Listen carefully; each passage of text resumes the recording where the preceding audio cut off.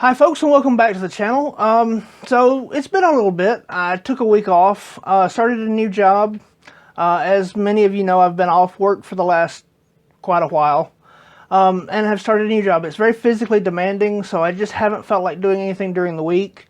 Last weekend, when I normally would have recorded this, I was doing the things that you have to do to start a new job and all that sort of stuff. So the video's been delayed. I do apologize to anybody out there who has gotten used to an upload schedule from me, and I also really want to say thank you so much for everybody for sticking around and sticking with me. So today we're going to rank the Nightmare on Elm Street series. This franchise is all over the place. There's 9 movies in it for me. I've said this before, but it bears repeating for this list. Freddy vs. Jason is definitely a New Line feel, is definitely a Freddy feel. I don't rank it at all on the Friday the 13th. I only rank it as a Nightmare on Elm Street movie. It is definitely a Freddy movie. So it will be on this list and this list only. It will not be on the Friday the 13th when I get to that one. Alright, so let's go ahead and jump into this one with number 9.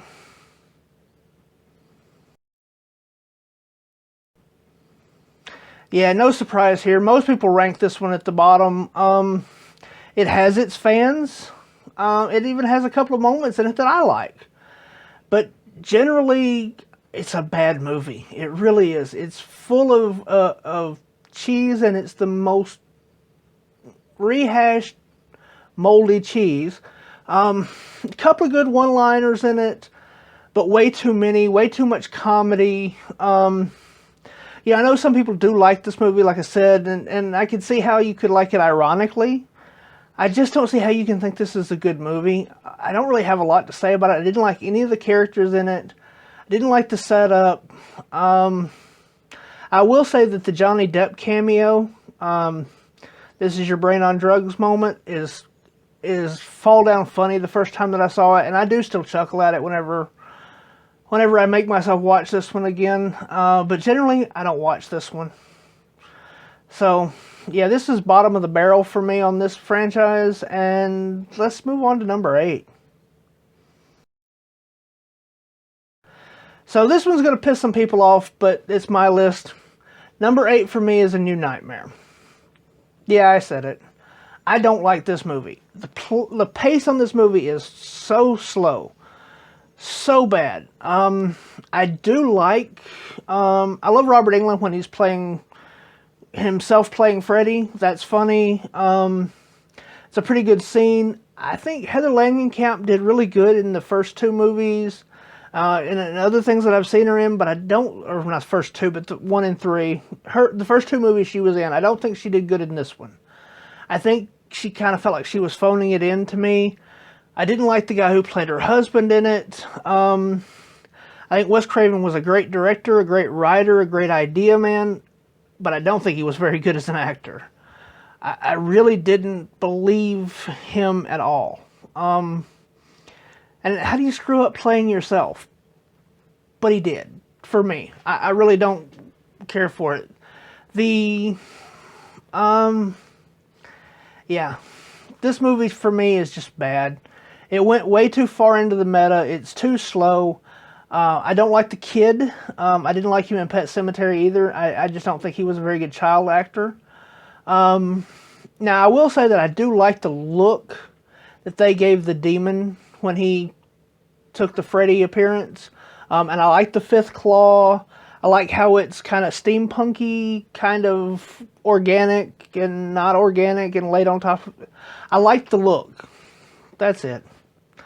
I really don't think this is a very good movie. I really think it went too far into that meta angle. And I know a lot of people love this movie, but honestly, I don't even watch this one. I think it's better than 6, but I would rather watch 6. Alright, so number 7 for me is Part 5. This movie kind of pisses me off. Honestly, this movie kind of pisses me off. The idea behind it, the coming through the dreams of the unborn child, the idea of the way that it would be to kill Freddy off would be to his mother being a nun, to consecrate her so that she could come back and take him to the afterlife, and so that he couldn't come back. I like that idea. It's a good idea. It layers on what they did at the end of 3 to try to permanently kill Freddy, or permanently banish him. He's already been killed, but execution in this is horrible. I don't like any of the extra characters in it. Alice and her dad are quite good, and nobody else. I didn't really like the boyfriend to begin with. Now, the motorcycle kill, especially the unrated version of it, is great. Nothing else. And for me, I can't sell a movie, especially one that only has just so few kills in it to begin with. I can't sell it on the strength of 1. It's just not very good. I do like the look of it when they go into the dream world at the end. The stairways going all the different directions, the trippy psychedelic thing of that. Thought that was really cool. The visuals were great. But yeah, again, you've got the great visuals at the end and 1 kill in the middle, and the rest of it is poorly done. It's just really, yeah. Okay, yeah, I honestly, I can't really, this one ranks right here for me, and there's a reason that it's this level. So, let's move on to number 6. So, number 6 for me is the last watchable. The ones below this are not watchable, not really. I don't, unless I just make myself, I don't watch any of them. But this one I do. It's not great. I prefer From Here On Up, of course, a lot more, but this one is watchable. I don't hate this one like I do the bottom 2 on this list, and I'm not so completely indifferent to it like I am the previous one. I like this one. I just think it could have been a lot better than what it is. Again, I like Alice. I don't hate Tuesday Night. I do hate the way that they brought back the survivors from the last one to kill them off so quickly in the first act. That's really pisses me off about that, because I really like those characters. I don't think Tuesday Night did a bad job. I think if she had been the one who played Kristen in the previous installment, everyone would like her a lot more. I mean, she's not as good as what Patricia Arquette did in part 3, but if it had been Tuesday Night in 3 and she had come back in 4, I don't think the beach scene is as bad as a lot of people make it out to be. I think the resurrection is dumb. Rennie Harlin's, the dog peed him back to life with flaming pee in the dream. Maybe you have to be Scandinavian to get that. I don't. But overall, this one's kind of... I don't like the roach kill. I don't think that's all that great. And I didn't think the line was funny. I do like the suck face kill. And I hate the brother kill. The fighting the invisible Freddy just feels really low rent, even for a movie that with a dwindling budget, because New Line. But it just really felt cheap and cheesy. I get a good chuckle out of the training montage as Alice absorbs figures out how to use the powers that she's absorbed from her friends. I don't think it's good, but I get a real good chuckle out of it. I get, the so 80s reference of it, which of course I love. But, so, yeah, this movie's kind of mediocre for me. It's kind of here at the bottom of the watchable list. So let's move on to the next one. Alright, so this one's another one that's going to make some people mad, but I like the remake. I think it's good, and this is where I place the remake. I love the darkness. Yes, this one has so many problems, but I love the darkness. I like what they wanted to do with the story. I like the did he or didn't he kill them? Did he or didn't he? Are they making this up? Could he have possibly been innocent? I liked that. I wish they had gone with that. I've said this before too, that I really think that they should have been, in this case, that he was innocent and it was the Clancy Brown character that was actually doing it, and they just kind of, blamed it on the creepy guy because the upstanding citizen would never do that. I think that would have been really ballsy and a really interesting twist on it. But they didn't do it, so we got what we got. I like the fact that Freddy's a villain again. The way that they made him the villain versus being a child killer, I'm kind of neither here nor there on it. I think it could have been done better. I think there could have been other ways that would have worked better. And I understand why that pisses some people off. But Freddy was meant to be a villain. And in this movie, he goes back to being a villain. They took the cheap way out to do it, to add extra heat to his character, but it's what they did, and you kind of have to roll with it. And I like that Freddy's a villain again. I don't think Jackie Earle Haley's bad. I think he did a pretty good job. The dialogue for this movie is not good. The Remy Morrow's character is definitely phoned in on her acting. The director didn't care, she didn't care, and it comes through. The rest of the cast couldn't save it. For the most part, the acting's good. It's horror it's upper end horror movie acting, so it is what it is, So for me, like I said, it does have some problems, and one that I wanted to bring up again is Jackie Earle Haley is a very small guy. So when they went with the realistic makeup for it, and the CG hole in the face was horrible, I hate that, on top of it, but they layered the makeup on, the mask pieces and parts on so much. I get they wanted to give him an original look, and they wanted to go more realistic, but it's layered on so thick that in the silhouette scenes, instead of it being scary like it was in the original, it comes off funny because his head's too big. Should not have done that like that. Maybe those scenes just not done the prosthetics kept him completely in the dark. And I love the thing about about how you have 2 minutes of brain function so they have time to play. That's awesome and dark and creepy, and that's the Freddy that I want. And this one gives it to you in places, and it's not nearly as bad as everybody makes it out to be. So let's move on. Alright, so number 4 on my list is Freddy vs. Jason.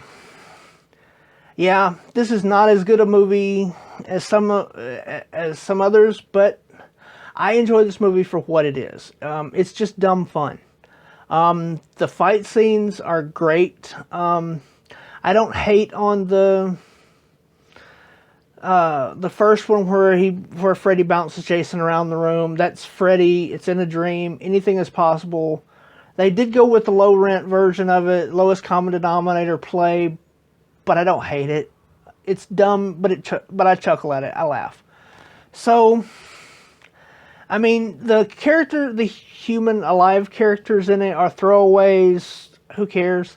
The story to it is I don't know, just bad. Really just bad. I like the idea of how bringing Jason here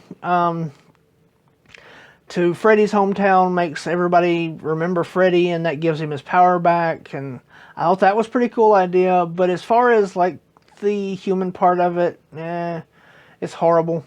But it's fun. The fight scenes are make up for it. There are a couple of good one-liners here and there. The one where they even parody the first one where she turns her back to take his powers away, but she does it to the wrong one. The nightmare scene with Jason is problematic at best. at times. A lot of people bag on the fact that Jason's not afraid of water. Depending on where you put this, which Jason this is, if it's the Jason from before the end of part 4, where he was still alive, people are afraid of things in their dreams that they're not afraid of when they're awake, so maybe being afraid of water because he drowned as a boy. But the way that they have him look, it looks much more like zombie Jason, and I just don't think that zombie Jason has that much mental acuity left. I barely consider thinking about that he can dream, let alone have a fear in a dream. So that part I have issues with along with most other people, but they tried. They did something different. I don't like the portrayal of Jason in it. I get to a point why they wanted somebody that size, but they could have found a better actor. The guy that they got for the Friday remake did an awesome job in it. It's probably my favorite Jason. Wish he had been in this one and not this guy. So yeah, it has its problems. I don't love the movie, but I get a real kick out of the fight scene at the end, and it makes up for most of it, so I can watch it. So let's move on. Alright, so heading here into the top 3, my third favorite on this franchise is Part 2. Yeah, I know a lot of people don't like this one and would rank it much lower, but I enjoy this one. This is one that, of course, I saw the first 3 of these, 4 of these, 5 of these. I saw all of them pretty much when they came out. Either at home video or cable or whatever. But, so, you know, I saw them all in their proper time frame. So for me, this movie has some issues, but there's some things that I really love about it. I love the body horror scene where he comes out of Jesse. I don't really care a lot for Jesse. I don't really like Lisa at all. I don't really think that that actress did a very good job in the role, and I don't really care that much about the role. I don't think that Grady and Jesse, I know it's, you know, I know that they're 25-year-old high school students, but I don't think that those two characters would have gone from being opposing each other to bonding the way that they did in one, you know, one torture session from their coach. But, you know, putting that aside and putting aside the how far outside the mythology that the pool scene is, I do love the pool scene. I completely forgive that. Like I said, I love the body horror scene. The way that they kill the coach cracks me up. You know, all the subtext that's in this movie, and we're going to kind of leave it there because I'm not going to get into all of that. But the subtext in this movie doesn't bother me. Doesn't thrill me, but it doesn't bother me. I'm just kind of nah on that subject. So, the exploding parakeet is a horrible effect. They should have cut that out completely. And that one still bugs me. I love the opening scene on the school bus. That is fucking creepy. I love the way that looks. The miniature work on it when the earth starts falling out from underneath the bus and they're freaking out. It comes through really genuinely and really good. The bookend on that one at the end of it, I got a kick out of that one as well. So there's a lot of things about this movie that I really do love. The dance scene is not one of them. But that aside, I really do enjoy this movie. And I really love the darkness of it. I really love that Freddy was still a villain. And I think they even went darker than what the first one did. And I really like that. So that one's my number 3. Y'all know what the last 2 are. Let's see which way I put them. Alright, yeah. So number 2 on my list. I know. It's really a toss-up. These are very close together in a lot of ways. The first one introduced us to the character of Freddy. It introduced us to Heather Langenkamp. It introduced us to Johnny Depp. Take that one for what it's worth. I like the 4 teenagers. I think they're very well done. I think the acting for them was quite good. I think Nancy's a little stiff, but, you know, horror movie acting anyway. So, the scene in the school with the body bag and the whispering Shakespeare is genuinely creepy.